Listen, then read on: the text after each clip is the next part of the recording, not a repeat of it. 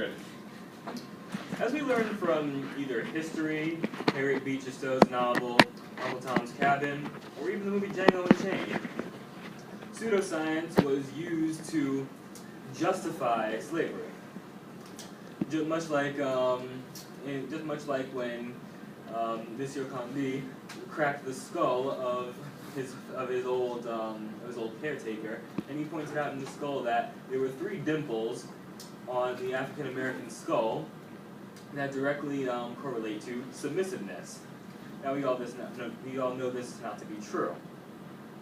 This same method of applying pseudoscience to real life to justify something is being applied to abortion.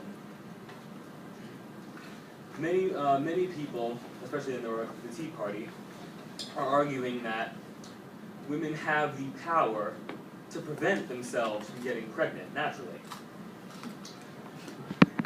Now, I believe that nobody should have a choice stripped from them because somebody else doesn't agree with that choice. Because no one person's life should affect somebody else's. Now, this isn't just the case in America. This is happening all around the world. Like in Chile, an 11-year-old girl, an 11-year-old rape victim, was denied an abortion. She had no choice. She had no choice in what happened to her, and now she's not giving any choice as what's going to happen to her in her future life. The same thing is about to happen in Texas. Governor Rick Perry is attempting to pass a law that will completely ban abortion, even to rape victims.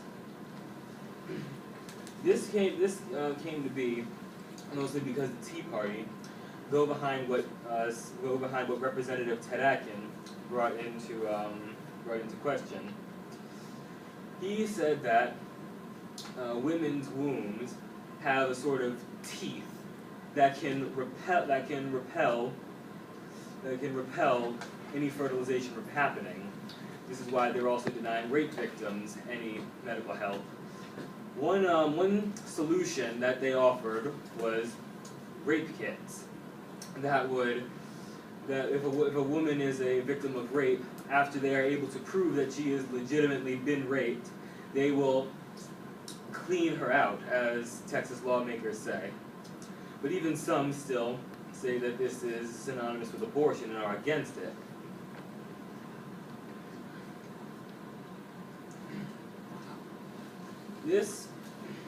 This of course is choice limiting. Now, because it only is affecting women. It's not affecting the men who are making these laws. It's only affecting the women who will have no say in the matter. Like if they don't want to have the child, the government is telling them that they have to, no matter what. Now some would argue, you have the child and then give it up for adoption. But some people don't want to go through having the child if they're not going to keep it. And is it really less cruel to have a child and then give it up so it can grow up in an orphanage?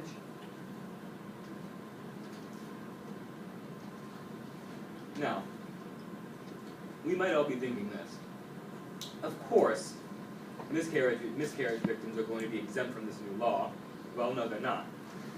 This law also states that women who have had a miscarriage will have to file a police report so that they can be investigated, so that it can be proven that they had nothing to do with the loss of their child.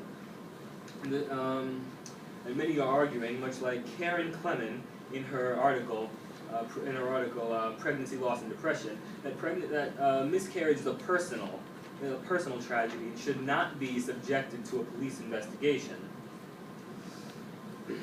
But in Lori Moore's article, the statement plus reaction to Todd Atkin, he also disagrees with that, saying that women are using miscarriage and rape as an excuse to have an abortion.